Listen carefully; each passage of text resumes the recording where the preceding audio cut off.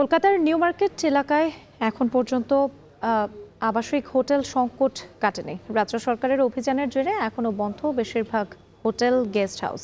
আর এতে চিকিৎসা কিংবা ভ্রমণ ভিসায় কলকাতা গিয়ে চরম বিপাকে পড়েছেন বাংলাদেশি পর্যটকরা। দ্বিগুণ তিনগুণ ভাড়াতেই মিলছে না থাকার জায়গা।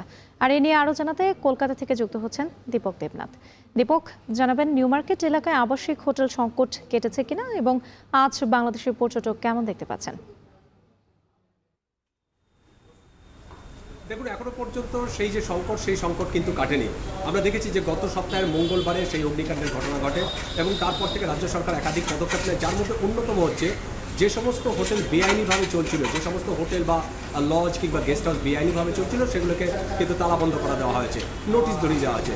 এরকম আমরা যেটা খবর পাচ্ছি, মানে পরিসংখ্যান যেটা বলছে সেটা হচ্ছে যে কলকাতার যে নিউ মার্কেট এবং মধ্য কলকাতা সব মিলিয়ে প্রায় 3 শতাধিক হোটেল, আবাসিক এবং যে গেস্ট হাউস সেখানে কিন্তু তালা পড়েছে।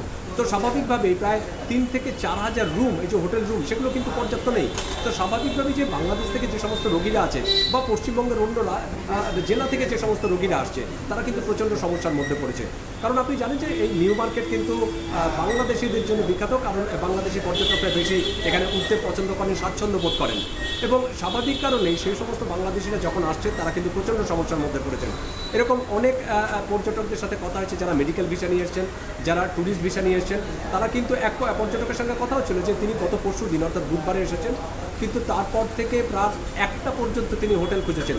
অবশেষে তিনি একটি হোটেল পেয়েছেন, কিন্তু সেটি কিন্তু নিউ মার্কেট থেকে বেশ কিছুটা দূরে।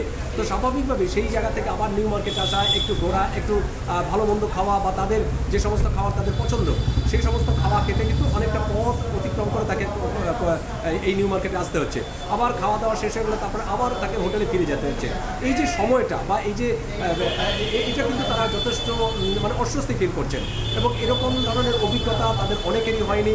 তারা বলছেন যে কলকাতায় যেরকম স্বচ্ছন্দে হোটেল বা সস্তায় যে হোটেল পাওয়া যায়, সেটা কিন্তু তারা পাচ্ছেন না।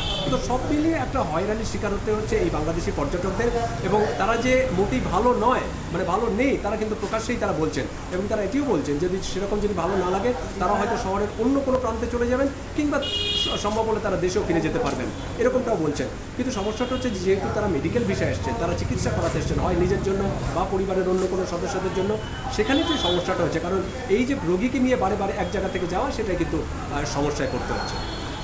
রাত্রি কলকাতার নিউ মার্কেট এলাকায় আবাসিক হোটেল সংকট এখনো কাটেনি। নিয়ে বিস্তারিত জানাতে যুক্ত ছিলেন দীপক দেবনাথ।